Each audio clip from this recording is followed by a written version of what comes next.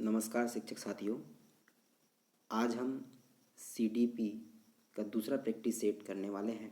पहला practice set हमने कर लिया है। जिस भी शिक्षक साथी ने पहला प्रैक्टिस सेट नहीं देखा है वह ज़रूर देखें, क्योंकि उसके जो 30 क्वेश्चन हैं वह आपके वर्ग 3 के लिए बहुत महत्वपूर्ण है। आइए दूसरे प्रैक्टिस सेट में हम 30 क्वेश्चनों पर अध्ययन करते हैं। इसे सुनिएगा। पहला जो प्रश्न है उसका आंसर आपके समक्ष है। इसके बाद के सारे प्रश्नों का जो आंसर होगा वह हम आपको नहीं दिखाएंगे, लेकिन पहला जो प्रश्न है उसको पढ़िए। उसका आंसर तो आपको दिख ही रहा है। क्या है? मास्लो का प्रेरणा का पदानुक्रम के अनुसार डैश स्वपूर्ति की आवश्यकताएं हैं। तो यहाँ जो मास्लो का जो प्रेरणा का पदानुक्रम के अनुसार जो स्वपूर्ति की जो आवश्यकताएं हैं वो है आपका क्या? आत्मविश्लेषण। ठीक है, अगले प्रश्न की तरफ बढ़ते हैं। दूसरा प्रश्न जो है वह क्या है कि फ्रायड के अनुसार आनंद सिद्धांत पर व्यक्ति का कौन सा भाग संचलित होता है। फ्रायड महोदय जो है उसके अनुसार आनंद सिद्धांत पर व्यक्ति का कौन सा जो भाग है वो संचलित होता है, वो आपको बताना है। जल्दी से बताइए। 4 ऑप्शन है, इसमें से एक आंसर इसका है। तो इसका सही आंसर है पहचान। क्या है? पहचान। तो सही आंसर जो है उसका हो जाएगा तीसरा, क्या? पहचान। चलिए अगले प्रश्न की तरफ बढ़ते हैं। तीसरा जो प्रश्न है आपका वो है कि बाल्यावस्था और वयस्क के बीच एक बच्चे के जीवन में कौन सा समय होता है। बाल्यावस्था और वयस्क के जो बीच में जो बच्चे का जो जीवन होता है वो कौन सा समय का होता है। तो हम सब जानते हैं भाई, किशोरावस्था होता है। इसका राइट आंसर पहला ही है। क्या है? किशोरावस्था।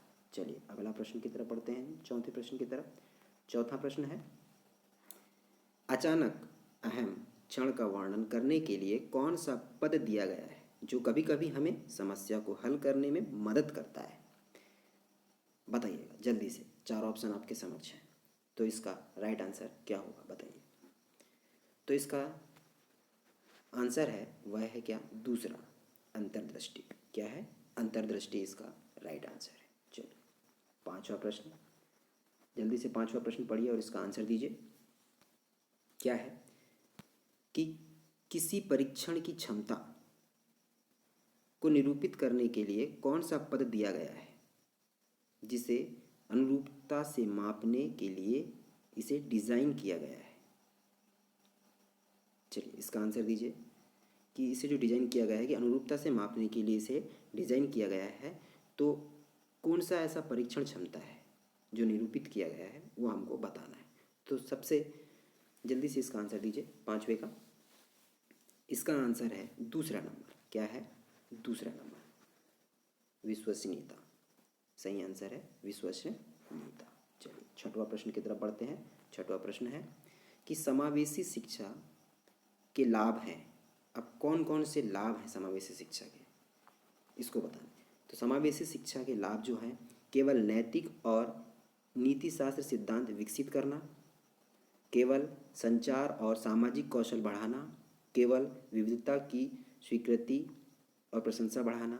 देखिए कई बार हम बहुत से यूट्यूब चैनलों के जो में बताया गया है, लोग कहते हैं कि केवल वाले प्रश्न का जो उत्तर है वो गलत होता है। तो यहाँ तीनों ही प्रश्न में केवल लिखा गया है, तो ऐसा नहीं है। पहले प्रश्नों को हमको थोड़ा पढ़ लेना है।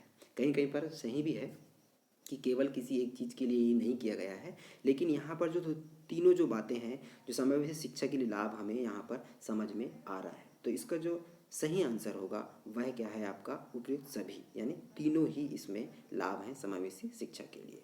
चलिए अगले प्रश्न की तरफ बढ़ते हैं। सातवां प्रश्न। सातवां प्रश्न जल्दी से पढ़िए और इसका आंसर दीजिएगा।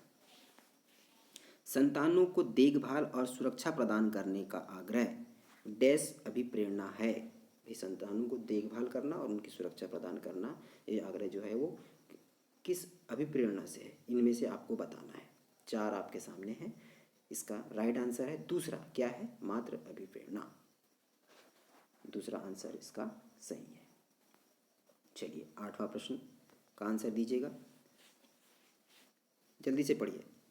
एरिक्सन के मनोसामाजिक विज्ञान के कौन से चरण में प्रतियोगिता भावना विकसित होती है। एरिक्सन के मनोसामाजिक विज्ञान के कौन से चरण में प्रतियोगिता भावना विकसित होती है। ऐसा वो कौन सा चरण है जिसमें प्रतियोगिता भावना जो है वो विकसित होती है? जल्दी से बताइए, 4 ऑप्शन आपके समक्ष है। इसमें जो विकसित होता है वह है आपका क्या? पहला ही आंसर इसका सही है, पहला ही ऑप्शन इसका सही है। क्या है? विश्वास बनाम अविश्वास। क्या है इसका राइट आंसर? क्या है? सॉरी, माफ़ कीजिएगा, इसका ये आंसर नहीं है, इसका आंसर चौथा है। क्या है? चौथा है। इसका आंसर है परिश्रम बनाम हीनता। थोड़ा पढ़ने में हमारे से गलती हो गई कि इसका जो राइट आंसर है वो क्या है? परिश्रम बनाम हीनता, ये इसका राइट आंसर है। ठीक है, चलिए अगला जो प्रश्न है 9वां, इसका उत्तर बताइए। शिक्षक द्वारा शिक्षक द्वारा मानसिक रूप से मंद शिक्षार्थी के लिए निम्नलिखित में से किस कार्यनीति का उपयोग नहीं किया जा सकता है? कौन सी ऐसी कार्यनीति है जिसका हम उपयोग नहीं करते किसके लिए? जो मंद बुद्धि का जो बालक होता है उसके लिए। 4 ऑप्शन आपके समक्ष है, 4 ऑप्शन को पढ़िए। जो शिक्षक के लिए उपयुक्त नहीं है, मतलब शिक्षार्थी के लिए उपयुक्त नहीं है, उसको आपको बताना है। तो इसका राइट आंसर जो है वो क्या है? पहला ही है। छोटे कठिन कार्यों से बड़े कार्य में विभाजित करना। अरे भाई, छोटे कठिन कार्यों से बड़े कार्य में कैसे विभाजित करना? उनके साथ में कैसे हम कर सकते हैं विभाजित? ये तो बच्चों के लिए सही नहीं है भाई, मंद बुद्धि का ऐसी बालक है। तो इसमें जो है राइट ऑप्शन जो है वो पहला होगा। चलिए 10वें प्रश्न की तरफ बढ़ते हैं। 10वां प्रश्न है, चलो 10वें प्रश्न का अर्थ बताइए कि अच्छाई और सबलता के अनुसार छात्रों की किस श्रेणी में, यहाँ क्या कहा गया है कि अच्छाई और सबलता के अनुसार छात्रों की किस श्रेणी में आउटबाउंड गतिविधि में संलग्न होने की अधिक संभावना है? भाई, आउटबाउंड गतिविधि में संलग्न होने की अधिक संभावना है, तो ये कौन सा है? हम सब जानते हैं भाई, इसमें सामाजिक, इसका राइट आंसर क्या होगा? सामाजिक होगा। चलिए अगला जो है 11वां नंबर का प्रश्न है। क्या है कि छात्र के सीखने का समर्थन करने के लिए तैयार विशिष्ट शिक्षण रणनीति डेस है। छात्र के सीखने का समर्थन, बच्चा जो सीख रहा है उसके समर्थन करने के लिए इसमें से कौन सा विशिष्ट शिक्षण रणनीति है? सबसे जो अच्छा जो रणनीति है वो क्या होगा? आपने हर किसी ने पढ़ा है, इसके फोल्डिंग। इसका राइट आंसर क्या होगा? दूसरा, इसके फोल्डिंग, ये आपका राइट आंसर है। चलिए 12वें प्रश्न की तरफ चलते हैं। 12वां प्रश्न क्या कह रहा है कि निम्नलिखित में से क्या लक्षण प्राप्त करने की मुख्य विधि में से एक नहीं है? निम्नलिखित में से एक लक्षण प्राप्त करने की मुख्य विधि में से एक नहीं है। तो मुख्य विधि में से एक क्या नहीं है? एक इसमें नहीं है, 3 इसमें है। तो इसमें पहला ही जो ऑप्शन दिया गया है वही है जो मुख्य विधि नहीं है, मुख्य विधि में से एक नहीं है। क्या है? प्रकल्पनात्मक। ये जो है प्रकल्पनात्मक, ये नहीं है। चलिए 13वें नंबर प्रश्न की तरफ बढ़ते हैं। 13 नंबर का प्रश्न क्या कहता है? आधुनिक मूल्यांकन के बारे में निम्नलिखित में से कौन सा सही है? जो आधुनिक मूल्यांकन, अभी जो है आधुनिक समय में जो मूल्यांकन किया जा रहा है बच्चों का, उसमें कौन सा सही है? अरे भाई, हम सब जानते हैं सतत मूल्यांकन।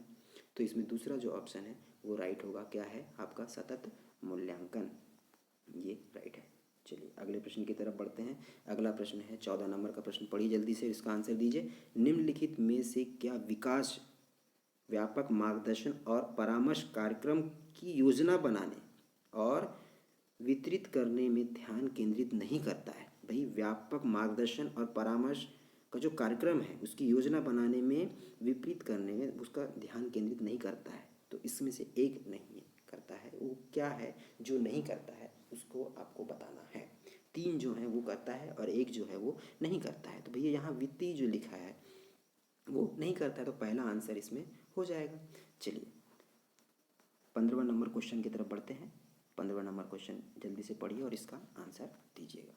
क्या कहता है 15वां नंबर कि किसने बारीकी से प्रच्छन्न दिव्यता के तहत प्राकृतिक विकास की एक व्यापक जटिल धारणा को विस्तृत किया है? किसने बारीकी से प्रच्छन्न दिव्यता के तहत प्राकृतिक विकास की एक व्यापक जटिल धारणा को विस्तृत किया है? किसने किया है?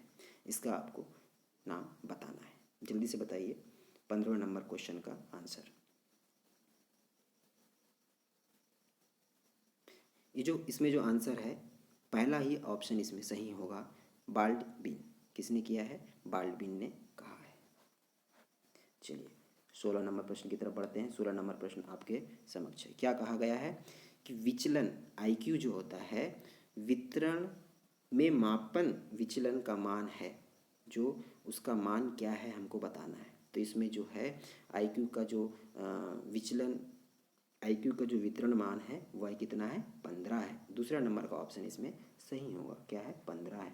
चलिए 17वां नंबर प्रश्न आपके समक्ष है, जल्दी से इसका आंसर दीजिए। जिस परिवेश में बच्चे बड़े होते हैं वह डेस कहलाता है। अब भैया जिस परिवेश में बच्चा बड़ा होगा वो क्या कहलाता है? उसके आगे क्या कहा गया है कि यहाँ प्रश्न को समझना है कि जिस परिवेश में बच्चे बड़े होते हैं वह डेस कहलाता है कि वह कैसे सोचता है और वह क्या सोचता है। भाई कैसे सोचता है और क्या सोचता है तो हमको पता है कि यहाँ पर जो आंसर है वो क्या है। 4 ऑप्शन आपके समझ दिया गया, जल्दी से इसका कमेंट कीजिएगा। इसमें से जो 17वां नंबर का जो आंसर है वह है प्रभावित। क्या है कि जिस परिवेश में बच्चे बड़े होते हैं वह प्रभावित करता है कि वह कैसे सोचता है और वो क्या सोचता है, इस चीज़ को प्रभावित करता है। ठीक है। चलिए 17 के बाद 8वां नंबर का प्रश्न आपके समक्ष, जल्दी से इसको पढ़िए और इसका आंसर दीजिए। लिंग विभाजन को डेस के रूप में परिभाषित किया जा सकता है। लिंग विभाजन को अब कैसे हम परिभाषित करेंगे, कैसे हम बताएंगे कि लिंग के बारे में हम कैसे परिभाषित कर सकते हैं। तो सरल है एकदम से कि कैसे हम इसको परिभाषित करेंगे। तो इसमें जो राइट आंसर है वो क्या होगा, जल्दी से बताइएगा। इसमें चौथा नंबर का जो ऑप्शन है वो सही है। क्या है? समाज के अंतर्गत पुरुषों और महिलाओं की पदानुक्रम भूमिका, ये आपका क्या है? उचित आंसर है चौथा। चलिए 19वें नंबर प्रश्न की तरफ बढ़ते हैं। क्या कहता है 19वां नंबर प्रश्न? निगमन विधि द्वारा शिक्षण क्या है? निगमन विधि के द्वारा शिक्षण क्या होता है? हम जानते हैं निगमन विधि, आगमन विधि। निगमन विधि पहले हम नियम बताएंगे फिर उदाहरण की तरफ जाते हैं। आगमन विधि पहले हम उदाहरण बताते हैं फिर नियम की तरफ जाते हैं। तो इसका जो विधि है, तो यहाँ जो प्रश्न हमको जो पूछा गया है उसे ये बताना है कि निगमन विधि द्वारा शिक्षण क्या है। इतना बता दिया आपको, आप समझ में आ ही गया होगा। जल्दी से इसका आंसर कीजिएगा। तो इसमें जो राइट आंसर है वह क्या है आपका? इसमें राइट आंसर है सामान्य से विशिष्ट की विशिष्ट तक जाना, ये है निगमन विधि द्वारा शिक्षण। ठीक है। चलिए तो इसमें जो राइट आंसर है वो क्या है आपका? दूसरा आपका राइट आंसर है। चलिए अगले प्रश्न की तरफ बढ़ते हैं। अगला प्रश्न है आपका 20वां प्रश्न। क्या कहता है 20वां प्रश्न? ऐसे विद्यार्थी जो डेस होते हैं वो कई अवधारणाओं को सीखना नहीं चाहते। मतलब ऐसा कौन सा विद्यार्थी जो बहुत सी ऐसी अवधारणाओं को सीखना नहीं चाहता है? अब बताइए, ये 4 ऑप्शन दिए हैं, इनमें से एक ऐसा विद्यार्थी जो एक अवधारणा को सीखना नहीं चाहता है। जल्दी से कमेंट कीजिए इस प्रश्न का उत्तर, जल्दी से आप कमेंट कीजिएगा, जल्दी कमेंट कीजिए। तो इसमें जो आंसर है वो क्या है? संदिग्धार्थक। पहला ही इसमें क्या है? राइट आंसर है संदिग्धार्थक। जो विद्यार्थी होते हैं वह अवधारणाओं को सीखना नहीं चाहते हैं, इसका राइट आंसर है। चलिए 20 के बाद 21वां प्रश्न की तरफ बढ़ते हैं। बहुत ही धमाकेदार प्रश्न है। इन प्रश्नों के आने की बहुत संभावना है क्योंकि विगत वर्षों में ये पूछे गए प्रश्न हैं। निम्नलिखित कथनों में से कौन सा सत्य नहीं है? अब एक यहाँ सत्य नहीं है, उसको हमको बताना है कि कौन सा इसमें सत्य नहीं है। जल्दी से चारों ऑप्शनों को पढ़िए। मैं ऑप्शनों को आपके ऊपर पढ़ने के लिए छोड़ देता हूँ ताकि आपकी सोचने की क्षमता बढ़ेगी। मैं सुना दूंगा, आप मुझसे ही सुन लेंगे, आप सोचेंगे ही नहीं। इसलिए मैं प्रश्न को पढ़ता हूँ, ऑप्शनों को नहीं पढ़ता हूँ और राइट आंसर आपको बता देता हूँ। आप क्योंकि प्रैक्टिस कर रहे हैं तो आपको पढ़ना है। ठीक है। तो निम्न कथनों में से कौन सा सत्य नहीं है? तो इसका जो राइट आंसर है जल्दी से बताइए। तो इसका जो राइट आंसर है वो क्या है? तीसरा नंबर का इसका राइट आंसर है कि उचित उपाय करके सही अनुवांशिक विकारों को रोका जा सकता है। तो इसका तीसरा आंसर क्या है कि उचित उपाय करके सही अनुवांशिक विकारों को रोका जा सकता है। यह सत्य नहीं है। ठीक है। चलिए आगे बढ़ते हैं। 21वां नंबर का प्रश्न क्या कहता है, पढ़िएगा। प्याजे, देखो प्याजे जी आ गए यहाँ। प्याजे के संज्ञानात्मक विकास के सिद्धांत में मूर्त संक्रियात्मक अवस्था का लक्ष्य क्या है। मूर्त जो संक्रियात्मक जो अवस्था है उसका लक्ष्य क्या है वो बताना है। एकदम यहाँ प्रश्न का तो उत्तर ही दे दिया है। प्रश्न पढ़ने की जो प्रश्न पढ़ते ही आपको 4 ऑप्शन में से एक ऑप्शन तुरंत आप लगा सकते हैं। जल्दी से इसका आंसर दीजिए। तो इसमें पहला ही जो आंसर है वह आपका क्या हो जाएगा, राइट हो जाएगा। क्या हो जाएगा, संक्रियात्मक विचार। ठीक है, ये इसका राइट आंसर है। चलिए 23वें नंबर क्वेश्चन की तरफ बढ़ते हैं। 23वां नंबर क्वेश्चन जल्दी से पढ़िएगा, बहुत बढ़िया क्वेश्चन है। ये क्वेश्चन हर जगह पूछता है, स्टेट में भी बहुत बार पूछा हुआ है, आपका वर्ग 1 वर्ग 2 में भी पूछा गया है। ठीक है, निम्नलिखित में से कौन सी क्लासिकल कंडीशनिंग जो होता है उससे संबंधित अवधारणा नहीं है। तो क्लासिकलिंग जो कंडीशनिंग है उसकी जो अवधारणा है उसके बारे में आपको बताना है। जल्दी से बताइए इसका आंसर। इसका जो सही आंसर है वो क्या होगा, 23वें का राइट आंसर जो है वो है आपका 3रा नंबर का इसका राइट आंसर होगा। क्या है आपका, निरूपण। क्या है, निरूपण। ठीक है, चलिए आगे बढ़ते हैं।